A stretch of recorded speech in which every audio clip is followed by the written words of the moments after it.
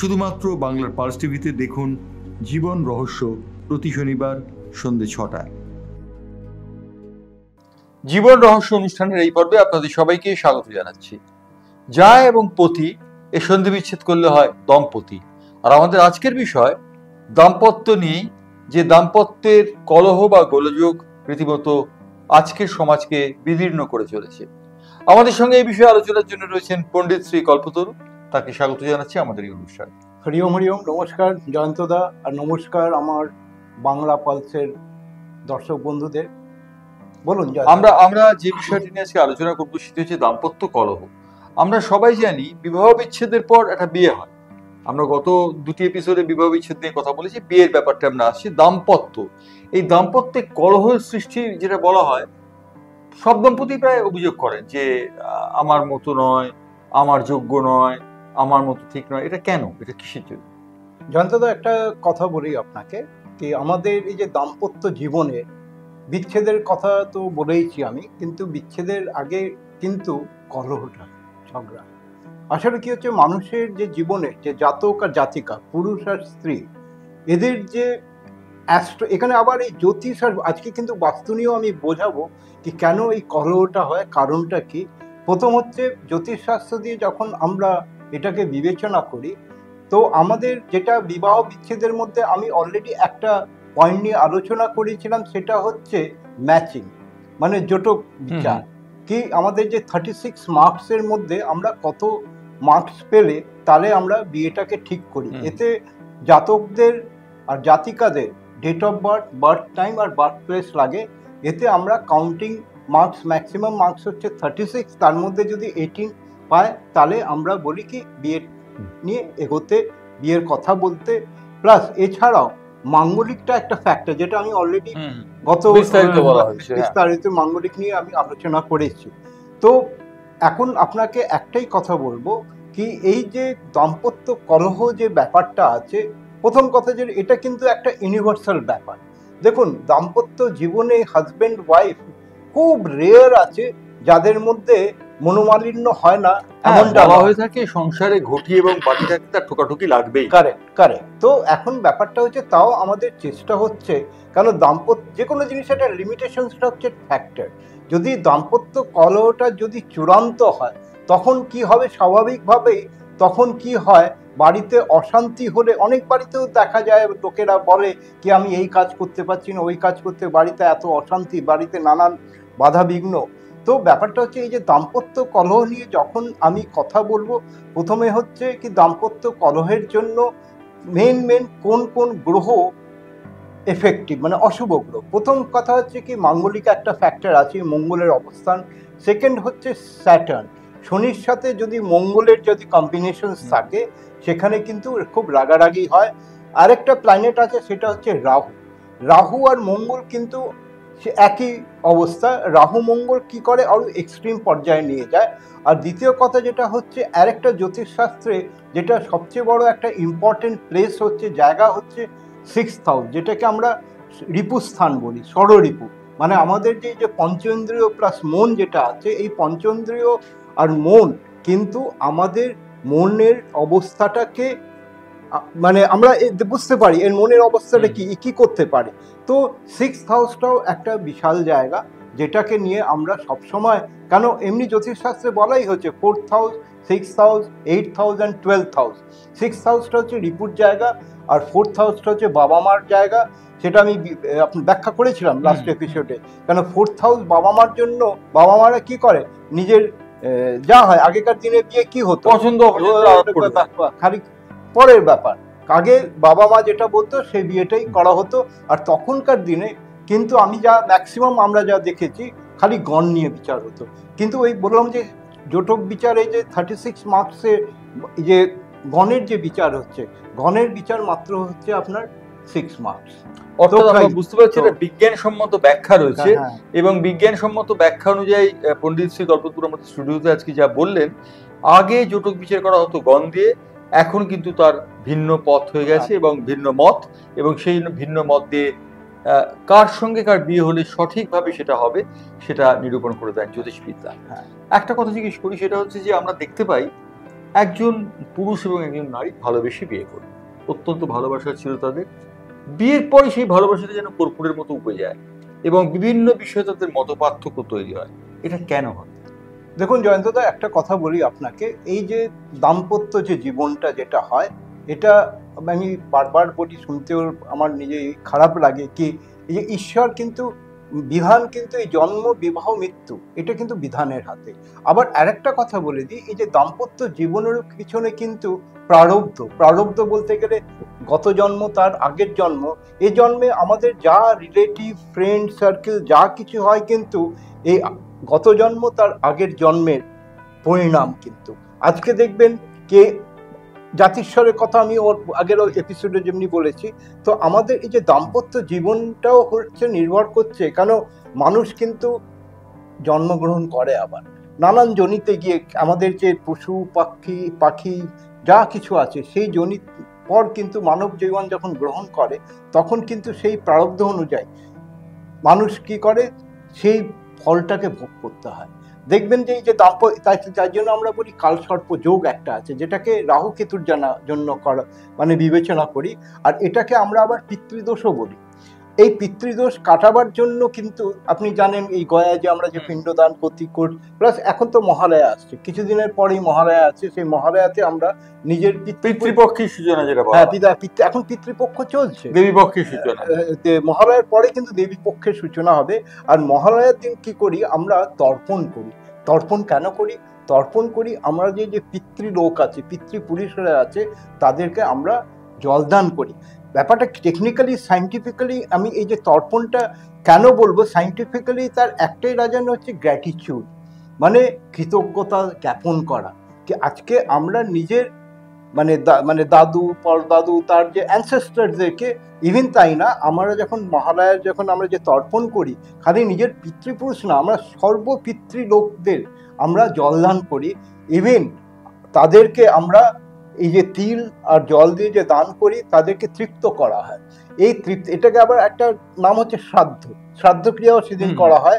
Even আমরা বাঙালিরা জানি, কেউ মারা গেলে শ্রাদ্ধ ক্রিয়া এটা কমন ব্যাপার, যেটা লোকেরা জানে। অর্থাৎ পণ্ডিতজি, আপনি যেটা বলতে চাইছেন, এই জন্মান্তর বাদ সে বিবাহের ক্ষেত্রেও সেটা প্রযোজ্য। যেমন মরণের ক্ষেত্রে প্রযোজ্য, যেমন বিবাহের ক্ষেত্রে। হ্যাঁ, বিবাহের ক্ষেত্রে প্রযোজ্য। তাই জন্য এই ফলভোগটা আমরা করতে হয়। দেখা যায় যে আমি গত জন্মে আমি নিশ্চয়ই কোনো, আজকে আমার যদি যে এই যে ডিভোর্সে বিবাহ বিচ্ছেদ, এটাও একটা প্রারব্ধ, সেটা আমি বলেছি গত এপিসোডে। তো সিমিলারলি যে দাম্পত্য করার ব্যাপারটা, এটাও একটা ফ্যাক্টর। জ্যোতিষ ছাড়াও বাস্তুশাস্ত্রের অনুযায়ী কিন্তু দেখবেন অনেকের অ্যাস্ট্রোলজিক্যাল আসপেক্টে আমরা নিজেরা দেখেছি, আমার সেই এক্সপিরিয়েন্স আছে, যে তাদের সব কিছু ম্যাচ করেছে, তা সত্ত্বেও দেখা যাচ্ছে হাজব্যান্ড ওয়াইফের ঝগড়া। তখন তারা আমাকে বলে, তো হাজব্যান্ড অথবা ওয়াইফ বলে কি আমাদের আবার সেম জিনিস হচ্ছে। তখন আমরা কিন্তু ওই জ্যোতিষের তখন বলি কি না, আপনি একটু বাড়ির বাস্তুটা ঠিক করবেন, কারণ বাড়ির যে বেডরুমটা কিন্তু হচ্ছে এনার্জির জায়গা। বেডরুম আমাদের বাড়ির হচ্ছে খুব ইম্পর্টেন্ট প্লেস, যেখান থেকেই মানে সব, ওটা একটা source of the light, source of the energy হচ্ছে, আমি বেডরুমকে বলবো। সেখান থেকেই সব সোর্স কিন্তু, অর্থাৎ সেখানেই প্রেম, সেখানেই ভালোবাসা, সেখানেই আবার সব কিছু হয়। তো এখন কি হচ্ছে, অ্যাজ পার বাস্তুশাস্ত্র দাম্পত্য কলহ কমানোর জন্য আমি আজকে কয়েকটা টিপস দেবো আজকে, যেটা দর্শক বন্ধুদেরকে জানা দরকার। প্রথম কথা কি হচ্ছে, দেখবেন বেডরুমে আমরা কি করে থাকি, বেডরুমে কিন্তু আমরা আয়না ইউজ করি। আয়না কিন্তু ইউজ করা উচিত নয়। কেন বেডরুমে আয়না ইউজ করা উচিত নয়, তার কারণটা কি হচ্ছে, আমরা 24 ঘন্টার মধ্যে আমরা 8 ঘন্টা যে ঘুমোই, যখন আমরা ঘুমোই আমরা তো বডি মাইন্ড নিয়ে আলোচনা করি সব সময়, কিন্তু আমাদের একটা আত্মা আছে, যে আত্মাটা হচ্ছে বিনশ্বর। ওই 8 ঘন্টা যখন আমরা ঘুমোই, তখন আমাদের আত্মা শরীর থেকে কিন্তু বাইরে গিয়ে বিচরণ করে। কারণ যেমনি আমরা মানুষরা যেমনি খাওয়া দাওয়া, এন্টারটেনমেন্ট, খেলাধুলা, গান বাজনা সব কিছুই করি, তো ওই 8 ঘন্টার টাইম কিন্তু ওই সোলের জন্য, কিন্তু ওই আত্মার জন্য। ওই আত্মা তখন কি হয়, যদি চারদিকে যদি আপনার বেডরুমে যদি যে কোনো একটা জায়গায় বেডের সামনে যদি আয়না থাকে, তাহলে কি হয়, সেই আত্মা আপনার শরীর থেকে বেরোতে পারে না। কেন বেরোতে পারে না? কেন ওই ইমেজ, আয়নার যে ইমেজটাকে দেখে সে ভয় পায়, বেরোতে পারে না। তখনই কি হয়, যদি আপনার আত্মা যদি না বেরোয়, আপনার যে সাউন্ড স্লিপ ঘুম তখনই হয় যদি আপনার শোধ যদি ঠিকভাবে বিচরণ করে। ইভেন আমরা যে আত্মা যে আছে সেটা কিন্তু বিচরণ করে, কিন্তু ইভেন দেখবেন আমরা যখন রাত্রেবেলায় যে নানান যে স্বপ্ন দেখি, আমরা অনেক সময় স্বপ্নকে ইগনোর করি, কিন্তু স্বপ্ন একটা হচ্ছে বিশাল সাবজেক্ট। এই জীবন রহস্যতে স্বপ্ন নিয়ে আমি একদিন আলোচনা করব। অবশ্যই। তো ব্যাপারটা কি হচ্ছে, বেডরুমে আয়না লাগাবেন না। তাতে কি হবে, আয়না লাগালে আপনার ঘুম ভালো হবে না। আপনার ঘুম যদি ভালো না হয় তাহলে আপনার শরীর সুস্থ থাকবে না, আর শরীর সুস্থ না থাকলে আপনি মন দিয়ে ভালোভাবে কাজ করতে পারবেন না। এটা একটা বড় টিপস। আর সেকেন্ড টিপস হচ্ছে, আপনি সবসময় বেডরুমে এটা মাথায় রাখবেন যে আমরা বেডরুমে দেখবেন ম্যাক্সিমাম জায়গা আমি দেখেছি বাস্তু করতে গিয়ে বেডরুমে সব ঠাকুরের ছবি টবি রাখে। আমি মানা করি কি, ঠাকুরের ছবি কিন্তু ঠাকুরের জায়গা হবে, বেডরুমে কিন্তু ঠাকুরের অবস্থান হওয়া উচিত না। খুব যদি বেশি হয় তাহলে আপনি গণেশজি করতে পারেন, কৃষ্ণ ঠাকুরের রাখতে পারেন। কিন্তু আমি একটাই কথা বলবো যে আমাদের শরীরে আমাদের যা আছে ভগবান আমাদের শরীরেই বাস করেন, কিন্তু তাই জন্য ঘুম থেকে উঠেই প্রথমে আমি বলবো কি আগে নিজের এই দুটো হাতকে দেখা। এই হাতের মধ্যেই কিন্তু আমার মা লক্ষ্মী, সরস্বতী আর সবাই আছে, আর পুরো হাতে হরি বাস করে। তো বাস্তুশাস্ত্র মতে বেডরুমটা একটা বিশাল ফ্যাক্টর, যেটাকে আপনাকে সঠিক রাখতে হবে। ইভেন আমি আরেকটা টিপস দিয়ে দিচ্ছি বাস্তুশাস্ত্র মতে, যদি আপনার বাড়িতে বেশি কলহ যদি হচ্ছে তাহলে কি করবেন, বেডের নিচে একটা কাঁচের শিশি, শুধু প্লাস্টিকের শিশি না, একটু ভালো মজুদ আপনি বিছানার তলায় রাখবেন। অনেক সময় দেখবেন বাস্তুশাস্ত্র মতে আমরা বলি, অনেকের কি করে আজকাল মানে কি বলে ওয়ার্ড্রোব টাইপের যে খাট হয়, কি বলে খাট, যার নিচে বক্স খাট, যার মধ্যে কি হয় মানে নানান ধরনের সব হাবি জাবি জিনিস দিকে আমরা রেখে থাকি। ওই বক্স খাটে কিন্তু শোবেন, আমি নাম বলছি না, কিন্তু ওই বক্সের মধ্যে আবর্জনা জাতীয় জিনিস, মানে যেটা নেগেটিভ এনার্জি ক্রিয়েট করে, সেই নেগেটিভ এনার্জি ক্রিয়েট করার জিনিস রাখবেন না। সেটাকে অর্থাৎ আমরা বুঝতে পারছি যে দাম্পত্য কলহে বাস্তুরও একটা বড় ভূমিকা রয়েছে, এবং বাস্তু সেক্ষেত্রে কিভাবে থাকবে, ঘরের অবস্থান কি হবে, ঘরে কি কি জিনিস আছে তার উপর নির্ভর করে। প্লাস আরেকটা জিনিস আমি বলে দিই দর্শক, এটা খুব কমন জিনিস, কিন্তু অনেক সময় আমরা কিন্তু ফ্ল্যাটে থাকি বলে নিজের ডেকোরেশন ঠিক করার জন্য অনেক সময় আমি বেডরুমে দেখেছি বেড আপনার নর্থ টু সাউথ করা আছে, মানে নর্থের দিকে মাথা করা, কিন্তু নর্থের দিকে মাথা করে কখনো ঘুমোতে নেই। আমি তখন তাদেরকে বলি আপনাকে খাট ছড়াতে হবে না, আপনি যখন রাত্রে ঘুমোতে যাবেন, রাত্রেবেলা তো কেউ দেখতে আসছে না, আপনি দক্ষিণ দিকে মাথা করে ঘুমোবেন। তো সবসময় মনে রাখবেন দক্ষিণ দিকে অথবা পূর্ব দিকে, এই দুটো দিকে যদি আপনি মাথা দিয়ে শোন তাহলে আপনার ঘুম ভালো হবে। এরাও কিন্তু বৈজ্ঞানিক ব্যাখ্যা আছে, এটাকে মাথায় রাখতে হবে। কেন আমাদের এই যে হিউম্যান বডিটা আছে, আমাদের এই হিউম্যান বডিটা কিন্তু এই মাথাটা হচ্ছে কিন্তু নর্থ পোল আর পাটা হচ্ছে সাউথ পোল। আমরা দেখবেন যখনই কোনো গুরুজনকে যে পা ছুঁয়ে অথবা নিজের মাথা আমরা পায়ে থেকে কেন করি, আমাদের এটা নর্থ, ওই যে গুরুজন ব্যক্তিদের যখন আমি পা মাথা চরণ স্পর্শ করি, মাথাকে ঠেকাই, তখন সেই যে মানে আমার যে সিনিয়র লোক আছেন অথবা কোনো ঋষিমুনি অথবা গুরুদেব গুরুস্থানীয় লোক আছেন, তাদের এনার্জিটাকে আমরা পাওয়ার জন্য আমরা নিজের মাথাটাকে সেখানে ঠেকাই। এখানে কিন্তু মানে সম্মানের সাথে সাথে এখানে কিন্তু ওই এনার্জির কিন্তু আদান প্রদান হয়। রাইট। আচ্ছা, এই যে টিপসগুলো দিলেন, এই টিপসগুলোর মধ্যে প্রথম টিপস আপনারা নিশ্চয়ই বুঝতে পেরেছেন, ঘরের মধ্যে কোনো আয়না লাগাবেন না। দ্বিতীয় টিপস হচ্ছে যে বাস্তুশাস্ত্র অনুযায়ী আপনি এমন কোনো কাজ করবেন না যেখানে আপনার কোনো ক্ষতি হতে পারে। অতএব আরো কয়েকটা টিপস উনি দেবেন নিশ্চয়ই। তবে বাস্তু এবং দাম্পত্য কলহ যে একসঙ্গে চলে এবং একে অপরের পরিপূরক, সেটা আমার জানা ছিল না। আমার অগত্যকে মার্জনা করবেন। না আমি একটা কথা বলি, জানতে তো নিশ্চয়ই বলবো। আমি উত্তর, বাস্তুশাস্ত্রটা হচ্ছে energy management of your home, office অথবা ফ্যাক্টরি। তো বাস্তু স্পেলিং কি হচ্ছে VASTU। যদি আপনার বাড়ির বাস্তু যদি ভালো থাকে, এটাকে উল্টো করে যদি লেখেন তাহলে UTSAV মানে উৎসব। তো আমরা বলি আপনার বাড়ির বাস্তু যদি ভালো থাকে তাহলে আপনার বাড়িতে উৎসব লেগে থাকবে, মানে আনন্দ। অর্থাৎ চমৎকার ভাবে বললেন। দাম্পত্য কলহ নিয়ে আরেকটি প্রশ্ন আমি করব, সেই প্রশ্নটি হচ্ছে যে আজকের দিনে অতৃপ্তি এবং এই যে চাকরির ক্ষেত্রে অতৃপ্তি, সম্পর্কের ক্ষেত্রে অতৃপ্তি, সবকিছু মিলে একটা অতৃপ্তি জানা পাচ্ছে, এটা কি দাম্পত্য কলহের কারণ হচ্ছে না? এদিকে শুনুন যে জয়ন্তদা, প্রথম কথা হচ্ছে ওই বডি মাইন্ড শরীর জীবন রহস্যের মধ্যে আমি সবসময় প্রথমেই ফার্স্ট এপিসোড কায়াকল্প নিয়ে শুরু করেছিলাম। কারণ প্রথম কাজ হচ্ছে শরীরটা কিন্তু আধার, আপনার মানে শরীর হচ্ছে মেন জিনিস, তারপরে মন। লোকে আগে মনের কথা বলে, আমি বলি না, আগে শরীরটাকে সুস্থ রাখতে হবে। কারণ সুস্থ শরীর হলেই তবে সুস্থ মন তৈরি করা যায়। আর সুস্থ মন তৈরি হলে তখনই আমি ভালো কাজ করতে পারবো, ভালো কাজ করতে পারলে আমি ভালো আয় করতে পারবো, ভালো আয় করতে গেলে আমি ভালো খেতে পারবো। তো ব্যাপারটা কি হয়ে গেছে যে তৃপ্তি। তাই জন্য আমাদের শাস্ত্রে এক একটা কথা বলা আছে, সন্তোষম পরম সুখম, সন্তোষ। অর্থাৎ অল্পতে সন্তুষ্ট থাকাটা বড় ব্যাপার। আমাকে সবসময় মাথায় রাখতে হবে কি ঈশ্বর যে আমাকে দিচ্ছেন সন্তুষ্ট থাকবো। তাকেই যদি আমি নার্সিং করি তাহলে ন্যাচারালি, কিন্তু আমরা তা করি না, আমরা অল্পতে আরো চাই। আচ্ছা, একটা কথা জিজ্ঞেস করি, সম্পর্কের ক্ষেত্রে, দাম্পত্য কলহের ক্ষেত্রে তৃতীয় ব্যক্তির একটা বড় ভূমিকা থেকে থাকে। সচরাচর বলা হয় দাম্পত্য কলহে তৃতীয় ব্যক্তির আবির্ভাব হলেই সেটা গন্ডগোল হয়। সেটা স্বাভাবিক, এটা 100 বার সত্য কথা। ম্যাক্সিমাম ক্ষেত্রে আমরা যে পেয়েছি, দেখা গেছে, আমার কাছে এমনি প্রচুর কেসেস আছে।